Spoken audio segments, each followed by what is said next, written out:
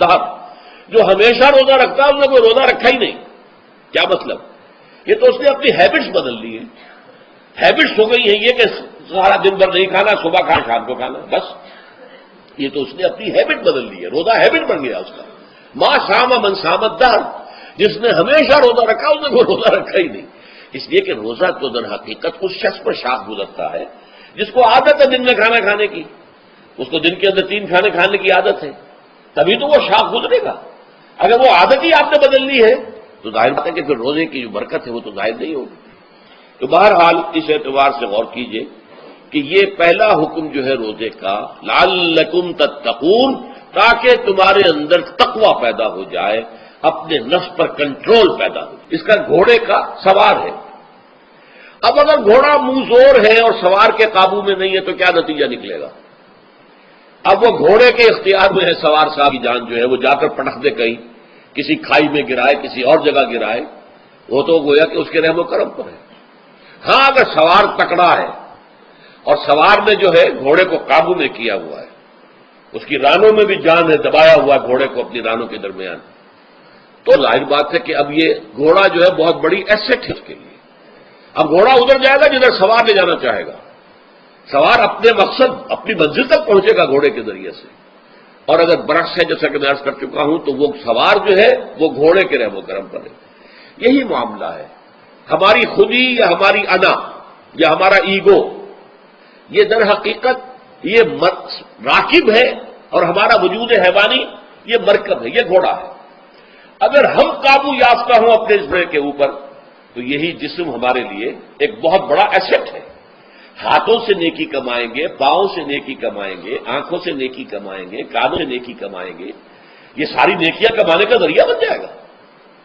تلاوت قرآن سن رہے ہیں تو کانوں کی نیکی ہو رہی ہے، قرآن دیکھ کر پڑھ رہے ہیں تو آنکھوں کی نیکی ہو رہی ہے. یہ سارے ہمارے اعصاب، ہمارے تمام اعضاء و جوارح نیکی کا ذریعہ ہے. لیکن اگر کہیں یہ ہمارا نفس امارہ، ایڈ اور لیبیڈو ہم پر قابو پا لے تو پھر ہم اس کے رحم و کرم پر ہیں، پھر وہ جہاں میں جس کھائی میں چاہے گا گرا دے گا. تو اس اعتبار سے روزہ مجرد ابھی روزے کی بات ہو رہی ہے، وہ روزہ خاص طور پر کہ جس کا حکم پہلے دیا گیا تھا، ایام معدودات، اس کے بارے میں اس کی حکمت، مجرد روزے کی حکمت کیا ہے؟ ضبط نفس. اسی ضبط نفس کا دوسرا نام تقویٰ ہے. آپ اپنے نفس پر قابو یافتہ ہیں اور پھر اللہ کے سامنے جھک رہے ہیں. یہ ہوئی نا اصل بات. آپ اللہ کے سامنے تو جھک رہے ہیں، اے اللہ میں تیری ہی بندگی کرتا ہوں، اب کروں گا. نفس پر قابو ہے ہی نہیں تو آپ کا یہ کہنا مہمل ہو جائے گا. نفس کا تقاضا ابھرے گا اور آپ اس کے آگے ہاتھ جوڑ کر کھڑے ہو جائیں گے تو گویا کہ جو آپ نے کہا تھا ایاک نعبد و ایاک نستعین، اس کی پیروی کرنا، اس کو پورا کرنا، اس کا تقاضا بجا لانا آسان کام نہیں ہے. جو بھی گویا مسلمانوں بلرزم کہ دانم مشکلات لا ادارہ. تو روزہ مجرد روزے کی غرض و غایت تقویٰ یا ضبط نفس، یعنی سیلف کنٹرول، اور اس سیلف کنٹرول کے ساتھ اپنے پورے وجود کو اللہ کے سامنے جھکا دینا، یہ عبادت ہے. اب آئیے اس عبادت کے لیے، روزے کے لیے رمضان کا مہینہ کیوں منتخب کیا گیا بالآخر؟ پہلے تو وہ ہر مہینے کے 3 دن تھے، بالآخر مستقل تا قیامت اور رمضان کا مہینہ ہے. اس کی علت کیا ہے؟ ظاہر بات ہے کہ سارے 12 مہینے اللہ ہی کے ہیں، ہفتے کے سارے دن اللہ ہی کے ہیں. دنوں میں سید الایام جمعے کا دن ہے، مہینوں میں سید الاشہر، یہ جتنے مہینے ہیں ان میں سردار جو ہے مہینوں کا وہ رمضان مبارک ہے. کیوں ہے؟ اب آپ پڑھیے تیسری آیت، شہر رمضان الذی انزل فیہ القرآن. رمضان کا مہینہ وہ ہے جس میں قرآن نازل کیا گیا. اور اس کی مزید کیا ہے تشریح کہ رمضان ہی میں وہ لیلۃ القدر ہے جس میں قرآن نازل کیا گیا. اب یہاں 2 چیزیں علیحدہ علیحدہ سمجھ لیجئے. ہمیں معلوم ہے کہ قرآن حضور پر نازل ہوا 22 برس میں. رمضان کا چناؤ جو ہوا ہے تو یہ ترجیح بلا مرجح نہیں ہے، ایسے ہی نہیں ہے کہ یوں ہی اس کو ترجیح دے دی گئی. اس کی حکمت ہے، غایت ہے، علت ہے، اس کا سبب ہے. رمضان کا مہینہ وہ ہے جس میں قرآن نازل کیا گیا، اسی میں وہ لیلۃ القدر ہے جس میں قرآن نازل کیا گیا. اگرچہ ہم جانتے ہیں کہ حضور پر قرآن نازل ہوا ہے 22 برس میں. 610 عیسوی سے 632 تک. اس معاملے کو کیسے حل کریں گے؟ اس کا حل کیا ہے؟ رمضان مبارک کی ایک شب مبارک لیلۃ القدر میں پورا قرآن لوح محفوظ سے دفعتاً پورا کا پورا سمائے دنیا، پہلا آسمان جو ہے ہمارا، اس کے اوپر نازل کر دیا گیا. اس کے لیے لفظ انزلہ، انزلہ ینزل و انزالن کے معنی ہے دفعتاً کسی چیز کو اتار دینا، اور نزلہ ینزل و تنزیل کے معنی ہے رفتہ رفتہ درجہ درجہ درجہ درجہ درجہ اتارنا. اعلام، عالم یعلم اعلامن، کسی شے کو خبردار کر دینا، بتا دینا، بس ہم نے بتا دیا، ہم جانو تمہارا کام. تعلیم یہ ہے اس کو درجہ بدرجہ سمجھانا، اس کے دماغ میں اتارنا، دیکھنا کہ اتنی بات سمجھ گیا تو اگلی بات سمجھانا، یہ سمجھ میں آ گئی تو اگلی بات، تعلیم اس کو کہتے ہیں. تو انزال دفعتاً اتار دینا، تنزیل رفتہ رفتہ تدریجاً تھوڑا تھوڑا کر کے اتارنا. تو حضور پر تنزیل ہوئی ہے. فَإِنَّهُ نَزَّلَهُ عَلَىٰ قَلْبِكَ، جبرائیل نے اس قرآن کو تھوڑا تھوڑا تھوڑا تھوڑا کر کے نزلناہ تنزیلا رتلناہ ترتیلا، ہم نے تھوڑا تھوڑا کر کے اتارا. لیکن لیلۃ القدر میں جو ماہ رمضان مبارک کی شب ہے آخری عشرے کی، اس میں پورا قرآن اتار دیا گیا تھا لوح محفوظ سے سمائے دنیا تک. شہر رمضان الذی انزل فیہ القرآن ھدی للناس وبینات من الھدی والفرقان. یہ قرآن کیا ہے، کیا بنا کر نازل کیا گیا؟ یہ حال ہے، یہ لوگوں کے لیے، پوری نوع انسانی کے لیے ہدایت ہے، اور یہ ہدایت بینات کی شکل میں آئی، واضح تعلیمات جن میں کوئی شک و شبے کی گنجائش نہیں. از خود روشن، بینہ اسے کہتے ہیں وہ شے جو از خود روشن ہو، جس کو ہم کہتے ہیں کہ آفتاب آمد، دلیل آفتاب. جب سورج طلوع ہو گیا تو اپنے وجود پر وہ خود دلیل ہے، اسے کسی اور دلیل سے ثابت کرنے کی ضرورت نہیں ہے، از خود واضح. تو بینات من الہدی، جو قرآن کی بنیادی ہدایت ہے وہ بینات پر مشتمل ہے، واضح چیز ہے، جو انسان کے لیے، اس کی فطرت کے لیے جانی پہچانی چیزیں ہیں. یہ کوئی باہر کی چیز نہیں آ رہی ہے، اس کے قلب کی گہرائیوں کے اندر یہ سب کچھ موجود ہے، اور اس کی گواہی اس کے قلب کی گہرائیوں سے نکلتی ہے. جہاں دیکھنا تقریر کی لذت کے جو اس نے کہا، میں نے یہ جانا کہ گویا یہی میرے دل میں ہے، اس نے تو میرے اپنی فطرت کی ترجمانی کی ہے. والفرقان، بینات من الہدی والفرقان، یہ بینات کا اطلاق فرقان پر بھی ہو رہا ہے، حق و باطل کے اندر فرق کر دینے والی شے. بین صورت میں یہ حق ہے، یہ باطل ہے، یہ جائز ہے، یہ ناجائز ہے، یہ غلط ہے، یہ صحیح ہے. یہ ہے قرآن مجید کی عظمت کا بیان. ویسے تو عظمت قرآن مجید کے اندر بہت سے مقامات پر آئی ہے اور بڑے ہی پرشکو انداز میں بھی آئی ہے، لیکن یہ اس وقت موقع نہیں ہے اس میں جانے کا. یہاں جو قرآن کا تعارف کرایا گیا، ھدی للناس وبینات من الھدی والفرقان، اور یہ رمضان میں نازل کیا گیا، لہذا رمضان کا مہینہ جو ہے اس عبادت کے لیے خاص اور مختص کر لیا گیا. فمن شہد منکم الشہر فلیصم، تو جو کوئی بھی تم میں سے اس مہینے کو پائے یا اس میں مقیم ہو وہ لازماً روزہ رکھے. میں بیان کر چکا ہوں یہ وجوب علی العین ہے، اس کے اندر اب اختیار نہیں ہے، لیکن یہ کہ اگر من کان منکم مریضا او علی سفر فعدۃ من ایام اخر. اب دیکھیے یہ جو رمضان مبارک کو منتخب کیا گیا جو نزول قرآن کا مہینہ ہے، تو اس میں ایک دوہرا پروگرام رکھ دیا گیا ہے جو قرآن مجید میں تو واضح طور پر نہیں کہا گیا، اس لیے کہ اگر قرآن میں اس طور سے آ جاتا تو فرض ہو جاتا، اسے تتبعاً رکھا گیا ہے، لہذا اس کا ذکر قرآن میں نہیں ملے گا. موجود ہے کہ جب اس مہینے کو چنا ہی اس لیے گیا ہے کہ یہ نزول قرآن کا مہینہ ہے، لہذا اس کے لیے جو ہم نے پڑھا تھا وہ خطبہ، جعل اللہ صیامہ فریضۃ وقیام لیلہ تطوعا، اللہ نے اس مہینے کا روزہ رکھنا تو فرض قرار دے دیا ہے، اور اس کا قیام اللیل، راتوں کو کھڑے رہنا، یہ مرضی پر چھوڑ دیا ہے، جو کر سکے، جو بھی ہمت کرے. ترغیب و تشویق ہے. اب دیکھیے ترغیب و تشویق کے لیے دوسری حدیث جو یہاں پر ہے، عن ابی ہریرہ رضی اللہ عنہ قال، حضرت ابو ہریرہ سے مروی ہے رضی اللہ عنہ کہ انہوں نے فرمایا، قال رسول اللہ صلی اللہ علیہ وسلم، کہ اللہ کے رسول نے فرمایا صلی اللہ علیہ وسلم، من صام رمضان ایمانا و احتسابا غفر له ما تقدم من ذنبه، جس نے رمضان میں روزے رکھے ایمان کے ساتھ، یقین کے ساتھ اور احتساب، اللہ سے اس کے اجر کی امید میں، غفر لہ ما تقدم من ذنبہ، اس کے پچھلے تمام گناہ معاف ہو جاتے ہیں۔ یہ نوٹ کیجئے کہ اس سے مراد گناہ کبیرہ نہیں ہے، گناہ صغیرہ ہے۔ گناہ کبیرہ کے لیے توبہ شرط ہے، گناہ صغیرہ جو ہے وہ ان چیزوں سے دھل جاتے ہیں۔ لیکن اب دیکھیے ومن قام رمضان ایمانا واحتسابا، اور جو کوئی کھڑا رہا رمضان میں یعنی قیام اللیل ایمان اور احتساب کے ساتھ، غفر لہ ما تقدم من ذنبہ۔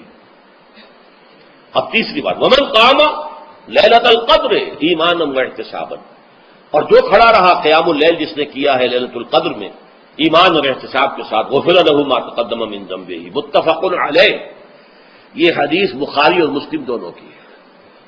اب یہاں جو بات میں چاہتا ہوں کہ آپ پر واضح ہو جائے، اس حدیث میں دونوں چیزوں کو پیرلل لایا گیا، من قام رمضان من صام رمضان، پیرلل، بالکل متوازی، ہم وزن اعتبار سے، من صام رمضان ایمانا واحتسابا غفر لہ ما تقدم من ذنبہ، من قام رمضان ایمانا واحتسابا غفر لہ ما تقدم من ذنبہ۔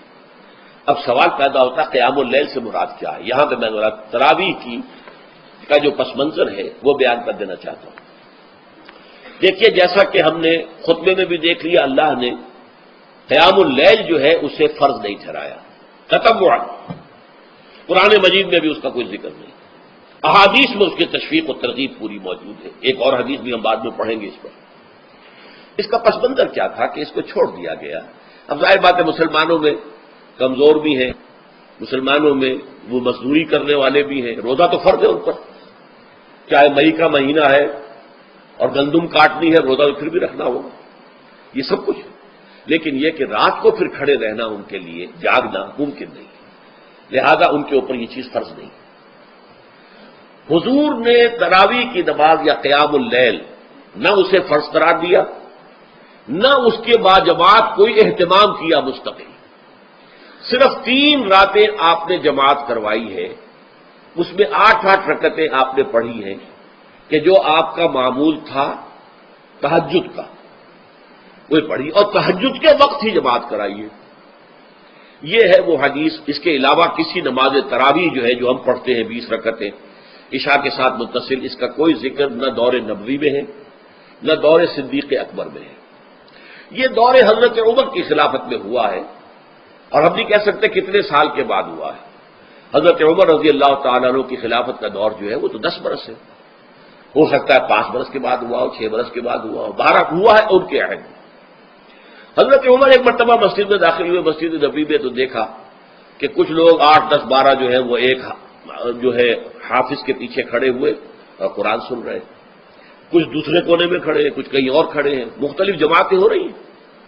تو انہوں نے سوچا کہ کیوں نہ ان سب کو ایک امام کے پیچھے جمع کر دیا جائے، اور اس کے لیے لوگوں کی سہولت کے لیے عشاء کے ساتھ متصل رکھ دیا جائے، اس لیے کہ تہجد کے وقت اٹھنا جو ہے وہ تو ہر کس و ناقص کا کام نہیں ہے، کہ عشاء کے بعد اگر تھوڑا سا اضافی وقت ہو صرف تو یہ ہر شخص کر لے گا، مزدور بھی کر لے گا۔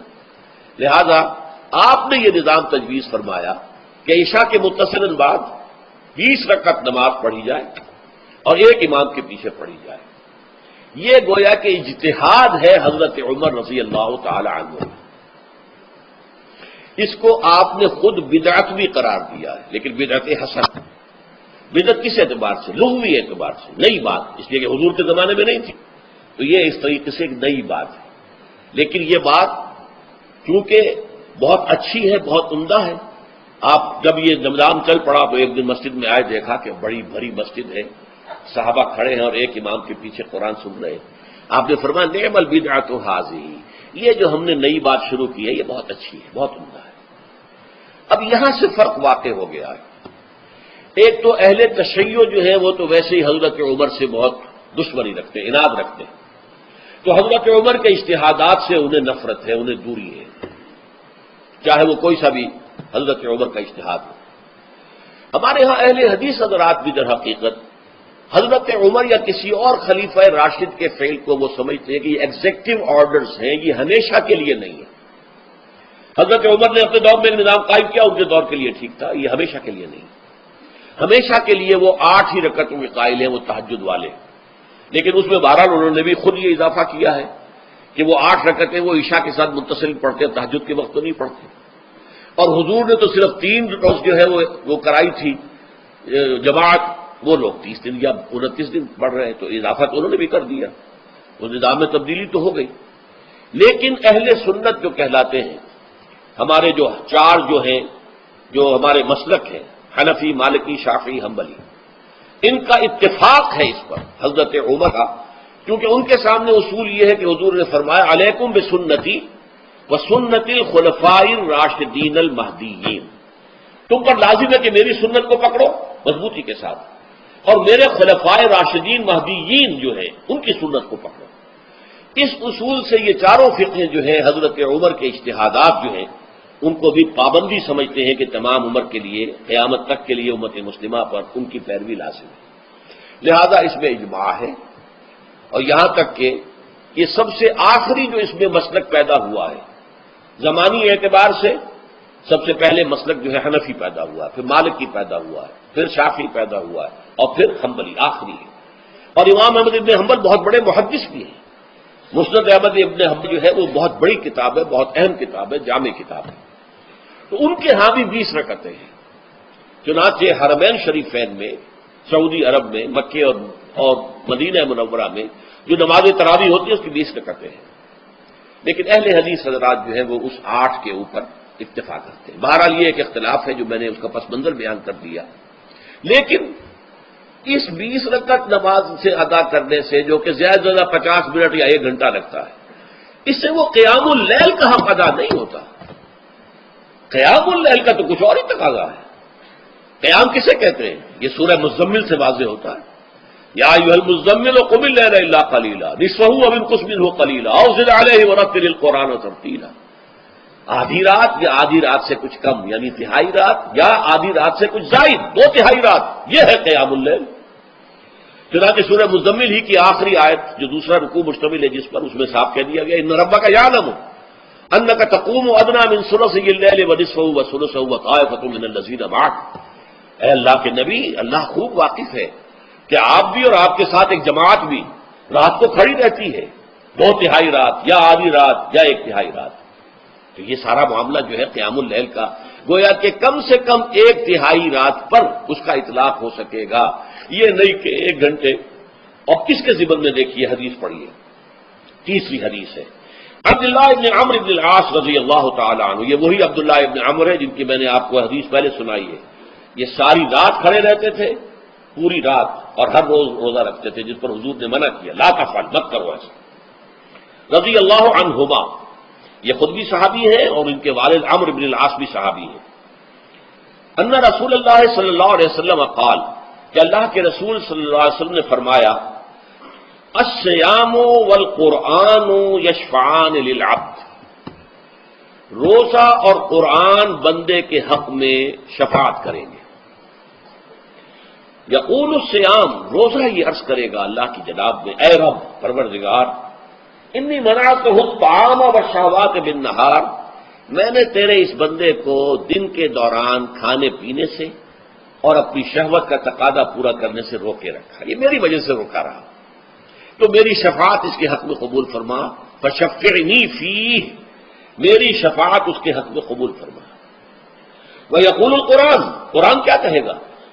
منعہ النوم باللیل، میں نے اسے رات کے وقت سونے سے، نیند سے روکے رکھا، فشفعنی فیہ، تو اس کے حق میں میری شفاعت قبول فرما۔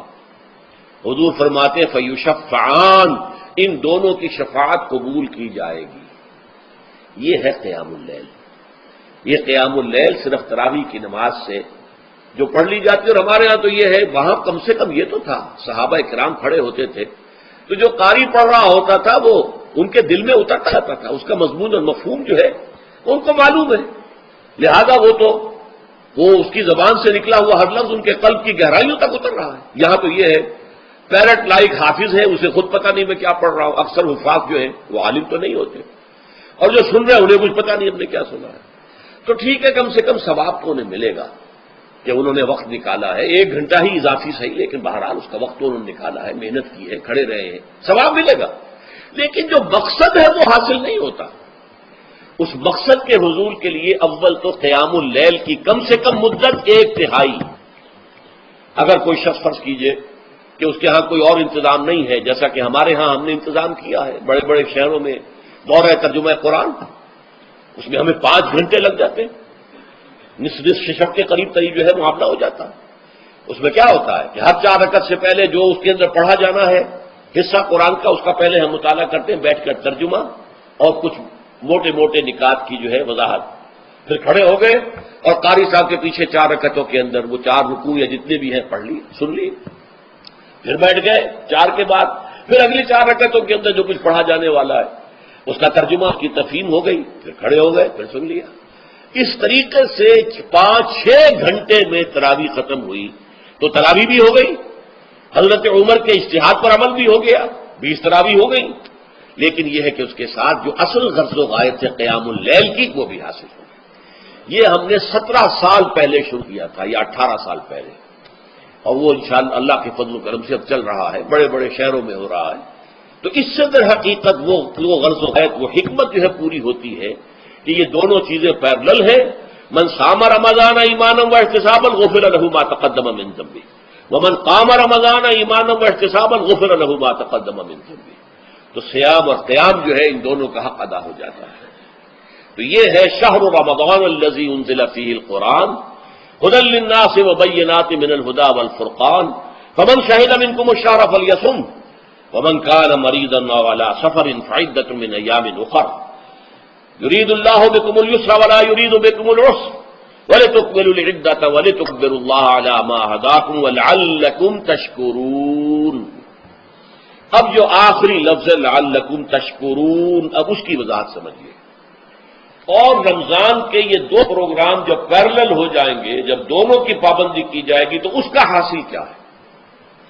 اس بات کو سمجھنے کے لیے سب سے پہلے آپ اس کو سمجھیے کہ جسے ہم خود ہی کہہ رہے تھے، جسے ہم سیلف کہہ رہے تھے، اپنی انا کو مضبوط کرنا، سیلف کنٹرول، ایگو جو ہے وہ پوری طرح قابو یافتہ ہو ایڈ اور لیبیڈو پر، اصل میں اس سے مراد کیا ہے؟ اس پر میں نے تفصیل سے بحث کی ہے عظمت صوم نامی اپنے کتابچے میں. ویسے یہ ہے کہ وہ مشکل ہے، ذرا فلسفیانہ اس کا انداز ہے، لیکن یہ ہے کہ وہی باتیں آسان الفاظ میں جو دوسرا کتاب چاہے عظمت سیام و قیام رمضان مبارک، وہ آسان ہے. اگرچہ یہ دونوں بہت ہی محدود تعداد میں ہمارے پاس ہیں، لیکن یہ کہ میں نے ذکر کر دیا، جو حضرات لینا چاہیں وہ لے لیں. لیکن یہ ہے کہ اس میں اصل پس منظر کیا ہے؟ دیکھیے، ہمارا جو وجود ہے انسان کا، یہ کمپوزٹ ہے، مرکب ہے. ہمارے 2 وجود ہیں جو جوڑ دیے گئے ہیں. کیسے جوڑ دیے گئے ہم نہیں جانتے، لیکن ہے 2 وجود. ایک وجود حیوانی ہے، میں نے عرض کیا تھا پہلے ہی، ہر انسان ایک حیوان بھی ہے مکمل، سارے حیوانی تقاضے ہمارے اندر بھی ہیں. لیکن حیوان اور انسان میں بنیادی فرق یہ ہے کہ انسان کا جو اصل وجود ہے وہ روحانی ہے. اس روحانی وجود کی وجہ سے انسان کا وہ مقام ہوا کہ تمام فرشتوں کو اس کو سجدہ کرنے کا حکم دیا گیا. فَإِذَا سَوَّيْتُهُ وَنَفَخْتُ فِيهِ مِن رُوحِي فَقَعُوا لَهُ سَاجِدِينَ. فرشتوں سے کہہ دیا گیا تھا کہ میں ایک بشر پیدا کرنے والا ہوں مٹی سے. جب میں اسے پیدا کر لوں اور اس کی ناک پلک سنوار دوں، 2 پلک درست کر دوں، تو پھر اس کے سامنے اور اس میں اپنی روح میں سے پھونک دوں تو گر پڑنا اس کے سامنے سجدے. حیوان انسان اور انسان روحانی، یہ دونوں مل کر اب آدم بنے ہیں. نمبر 2، اس حیوان انسان کا وجود زمین سے ہے، مٹی سے پیدا کی، مٹی سے، گارے سے، تین لازم سے، چکچکانے والے گارے سے، وہ جس میں کہ بدبو پیدا ہو جائے، یہ ساری باتیں کہی گئی ہیں. اور سائنس بھی کہتی ہے مٹی سے پیدا ہوئے. کیسے پیدا ہوئے اس میں اختلاف ہے، لیکن یہ کہ ہے مٹی ہماری اوریجن، قرآن بھی کہتا ہے اور سائنس بھی کہتی ہے. اور ہمارے وجود کو جب وہ تھک جائے، مزمحل ہو جائے، اس کی انرجی کم ہو جائے، تو اس کے لیے جو غذا ہے، جو تقویت ہے، وہ بھی ساری زمین سے آ رہی ہے.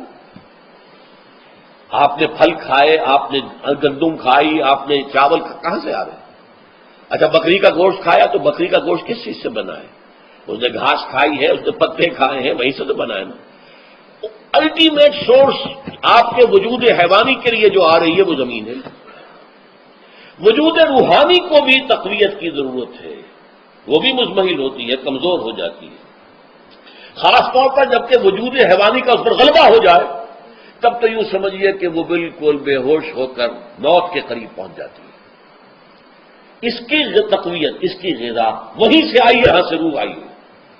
وہ کلام ربانی ہے، روح ربانی. نفخت فیہ من روحی من روحی من روحی، میں پھونک دوں اس میں اپنی روح میں سے. روح کا تعلق ذات باری تعالیٰ کے ساتھ ہے. اسی طرح کلام ربانی کہاں سے آیا ہے؟ اللہ تعالیٰ کے پاس سے آیا ہے. یہ اس کی تقویت کا ذریعہ ہے. اب عام حالات میں کیا ہوتا ہے؟ ہمارا یہ وجود حیوانی چھایا ہوا ہے ہمارے وجود کے اوپر. بیچاری روح جو ہے دبی رہتی ہے، پسی رہتی ہے. اگر خدا نے واسطہ ہم گناہ گار بھی ہیں، گناہ پر گناہ کا ارتکاب کر رہے ہیں، تو وہ روح جو ہے وہ قلب کے آئینے شیشے کے اندر ہے. فیہا مصباح المصباح فی زجاجہ الزجاجہ تو کانہا کوکب دری. قلب جو ہے شیشے کے مانند ہے جس کے اندر روح کا چراغ جل رہا ہے. اب اگر یہ اوپر جو شیشہ ہے اس پر دھواں آ گیا، لالٹین کی چمنی پر دھواں آ گیا تو اب روشنی باہر تو جائے گی. اگر انسان گناہ کرتا ہے تو قلب پر رین زنگ آ جاتا ہے، یا حضور نے فرمایا ایک داغ لگ جاتا ہے. اور گناہ کرتا ہے اور داغ لگتا ہے، اور گناہ کرتا ہے اور داغ، یہاں تک کہ بالآخر پورا قلب سیاہ ہو جاتا ہے. اب وہ روح اندر بند ہو گئی، وہ دفن ہو گئی. اس کے لیے اب ضروری ہے کہ اب ایک پروگرام ایسا دیا جائے جو ریورس ہو جائے. دن میں روزہ رکھواؤ تاکہ وہ جو اینیمل انسٹنکٹس ہے وہ دبے. تو جب یہ وزن جو ہے اس کے اوپر کم ہوگا تو کچھ سائی آف ریلیف اسے ملے گی. جیسے بے ہوش آدمی پڑا ہے، اسے کچھ ہلکا سا ہوش آ رہا ہے، آپ نے پانی کے کچھ چھینٹے دیے. اس کے بعد آپ نے رات کو کھڑے ہو کر قرآن کے انوار کو اتارا. بارش برس رہی ہے روح انسانی کے اوپر، قلب روحانی، قلب انسانی کے اوپر، جس میں کہ وہ روح جو ہے وہ دفن ہے. وہ زندہ ہوگی اثر نو، ہوش میں آئے گی. اور ہوش میں آئے گی تو دو کام ہوں گے. ایک تو اسے قرآن کی عظمت کا احساس ہوگا. یہ قرآن میری حیات تازہ کا ذریعہ بنا ہے. میں دب گئی تھی، میں پس گئی تھی، میں بے ہوش تھی، میں نیند مردہ تھی. اس قرآن کی بارش نے، یہ ترشح جو ہوا ہے مجھ پر، اس نے مجھے حیات تازہ عطا فرمائی. یہ جو قدر کا احساس ہوگا قرآن کا، لعلکم تشکرون، تاکہ تم قرآن کی عظمت سے واقف ہو جاؤ. ایک انسان بھوک کی وجہ سے اس کا شوگر لیول اتنا گر گیا کہ بے ہوش پڑا ہوا. اب ظاہر بات ہے کہ آپ اسے کچھ پانی کے چھینٹے دیں گے تو کچھ ہوش میں آئے گا، پھر غذا دیں گے تو اب وہ پوری توانائی پر آئے گا. تو معلوم ہوگا اسے اس غذا کی کیا قدر و قیمت ہے. اگر آپ کو بھوک ہی نہیں لگتی تو غذا بے معنی ہے. پیاس ہی نہ لگے تو آپ کو کیا معلوم کہ اس پانی کے اندر کتنی بڑی عظمت ہے، یہ میرے لیے کتنا بڑا انعام و احسان ہے اللہ کا. وہ تو پیاس پر جان پر بنی ہوئی ہو، اور پیاس اس وقت آپ کو ایک گھونٹ پانی کوئی دے دے تو آپ کو معلوم ہوگا دنیا و مافیا سے بڑھ کر ہے یہ ایک گھونٹ پانی جو مجھے ملا ہے. اسی طرح جب روح دبی ہوئی تھی حیوانی وجود کے بوجھ تلے، جبکہ وہ نیم خوابیدہ یا نیم بے ہوش یا بالکل بے ہوش تھی، وہ دن میں تو روزہ رکھ کر اس